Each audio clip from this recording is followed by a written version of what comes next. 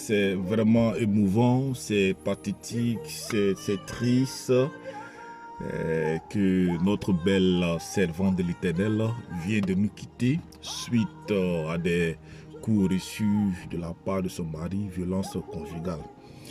Voilà, c'est encore une fois, encore de plus, de rappeler que l'évangile est encore très mal interprété. Oui, ceux qui pensent que lorsqu'on se marie, on ne doit plus divorcer. Attention, attention.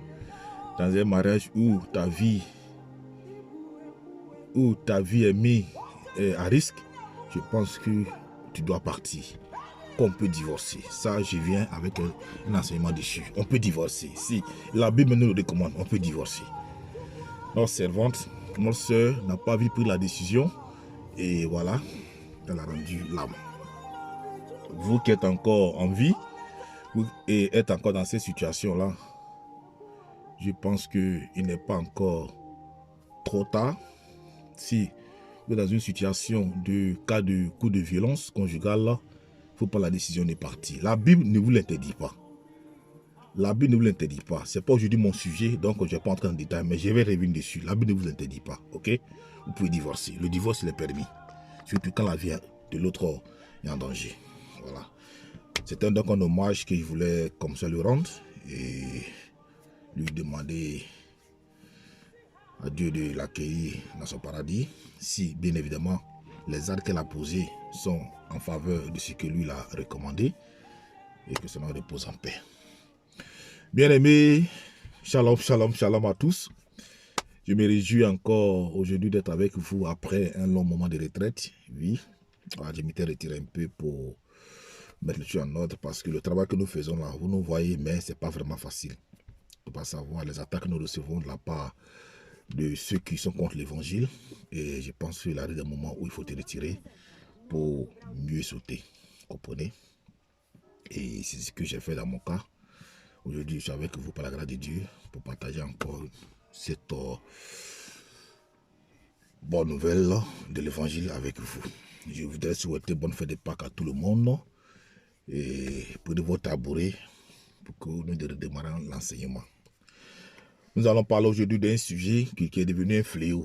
Un fléau parce que beaucoup d'hommes n'ont pas encore compris. Voilà, ils n'ont pas encore compris.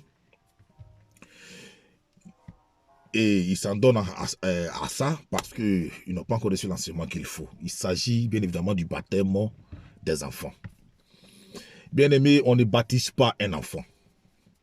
L'enfant de 0 jusqu'à 14 ans, il ne se baptise pas. L'enfant, on ne baptise pas un enfant. On ne baptise pas un enfant. L'enfant, lorsqu'il est né, à partir du 8e jour, je pense qu'on le présente à l'église pour être consacré à l'Éternel. C'est une présentation qu'on fait devant Dieu. Non un baptême. Non un baptême. D'où vient qu'aujourd'hui, on amène les enfants à se faire baptiser. Les enfants, pourquoi on les a fait baptiser? On ne baptise pas un enfant. L'enfant, lorsqu'il est né, on le présente à l'église, devant, à Dieu. Selon le livre de 2 Luc 22, lorsque notre Seigneur Jésus-Christ est né, qui est notre modèle parfait, après le 8e jour, il a été amené à l'église pour être présenté à Dieu, en fait d'être consacré comme l'avait recommandé la loi de Moïse. Il n'a pas été baptisé.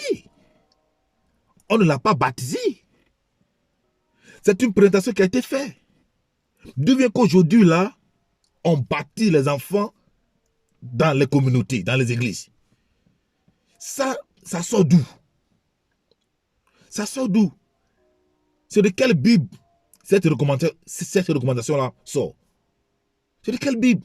Aujourd'hui, on vous fait suivre des cours de catéchisme, des enfants de 8 ans, de 5 ans, de 3 ans, et de 4 de 10 ans, et on vous baptise. On vous baptise. Et puis c'est quel baptême même? Asperger de l'eau sur la tête de l'enfant. Non, c'est pas un baptême. C'est pas un baptême. C'est pas ça le baptême. Bien aimé, le baptême, c'est toute autre chose. Le baptême, c'est toute autre chose. Le baptême, selon la parole de Dieu, c'est un engagement de foi que l'individu prend. Bien évidemment, après avoir accepté l'œuvre du Christ, après s'être identifié à l'œuvre du Christ et l'avoir accepté, d'avoir accepté Jésus-Christ comme son sauveur personnel, Jésus-Christ comme l'enfant, le Fils de Dieu, Jésus-Christ comme le sauveur de l'humanité, c'est après avoir accepté tout cela qu'on décide de se faire baptiser. À quelque part dans le livre des Actes 8, versets 21 à 22, on a dit que certaines personnes ont reçu le baptême suite à un témoignage reçu de la part de l'homme de Dieu. Je vais dire quoi? Suite à un miracle. C'est suite à ce miracle-là qu'ils ont décidé, oui, d'accepter le Christ et de se faire baptiser. On ne baptise pas un enfant. On ne baptise pas comme ça. Vous comprenez? Le baptême là, c'est autre chose, c'est un engagement. Est-ce que l'enfant de 0 à 10 ans, l'enfant de 0 à 13 ans, est-ce que l'enfant est en mesure de prendre une décision? Est-ce que l'enfant sait ce que c'est que le baptême? Est-ce que l'enfant peut décider quoi que ce soit? Oh, bien-aimé. Bien-aimé, revenez à l'évangile. Revenez à l'évangile. Longtemps on vous a menti. Longtemps on vous a induit en erreur. Revenez à l'évangile. Aujourd'hui, la connaissance biblique est accessible à tout le monde. Par n'importe quel moyen, on peut chercher la connaissance. On peut chercher la vérité. Donc, ne demeurez pas dans l'ignorance. Ne demeurez pas dans l'ignorance. Je ne sais pas qu'est-ce que ces communautés-là vous donnent et puis vous refusez d'ouvrir les yeux pour voir ce qui se passe dedans. Aujourd'hui, ces gens-là ne disent plus la Bible dit. Ils disent ma communauté dit. Non, on doit tous dire la Bible dit que voici ce que la Bible dit sur le baptême et non pas ce que ma communauté dit sur le baptême. Revenez donc à la parole. Revenez donc à la Bible. Revenez donc à la vraie évangile. Car la communauté ne va pas sauver. La communauté ne sauvera pas. C'est plutôt la connaissance de la Bible qui va te sauver. Oui. Il est grand temps que tu sors de ton ignorance. Oui. Sors de ton ignorance. Prends la peine de lire les versets que je vous donne. De chercher à comprendre. On ne baptise pas un enfant. On ne baptise pas un enfant. On ne baptise que celui qui est en mesure de prendre un engagement. Que celui qui est en mesure de prendre une décision. Que celui qui est en mesure de s'identifier par rapport à l'œuvre du Christ. Que celui qui est en mesure d'accepter que Jésus-Christ est le sauveur de l'humanité. Celui qui est en mesure d'accepter que Jésus-Christ est le Fils de Dieu. Celui qui est en mesure d'accepter la doctrine prônée par le Fils à travers le Père. D'où vient qu'aujourd'hui là, un enfant de 1 an, de 0 ans, un enfant de 4 semaines, de 3 mois, d'où vient, est-ce que l'enfant a la mesure aujourd'hui de prendre un engagement? Est-ce que l'enfant a mesure de prendre un engagement? Il est donc grand temps de ne plus vous blaguer. Allez à l'évangile. Allez à l'évangile, prenez la Bible et lisez-la. Vous verrez que on ne baptise pas un enfant. on ne baptise pas un enfant. Et d'ailleurs, le baptême là, c'est pas prendre de l'eau et verser sur la tête de l'enfant. C'est pas prendre de l'eau et verser sur la tête de l'enfant, non. Il manque seulement que le savon. C'est-à-dire que vous appliquez dans votre communauté, il manque seulement que le savon pour faire un lavage de cheveux. Sinon que le baptême, selon son étymologie, signifie baptiso, c'est plonger. Quand on te plonge, c'est plonger. Et dans le cadre du baptême biblique, quand on te plonge, c'est-à-dire que tu meurs avec le Christ et quand on te lève, tu ressuscites avec lui. Mais c'est quoi? Qu'est-ce que c'est pas dans votre communauté là? C'est quoi? On prend de l'eau, on vous asperge sur la tête et on vous dit que vous êtes baptisé. Réveillez-vous. Bien-aimés, réveillez-vous. J'ai toujours dit que derrière cette communauté-là, il y a la tradition. Il y a la tradition des hommes qui est mis en exergue. C'est-à-dire, on vous trompe avec la parole.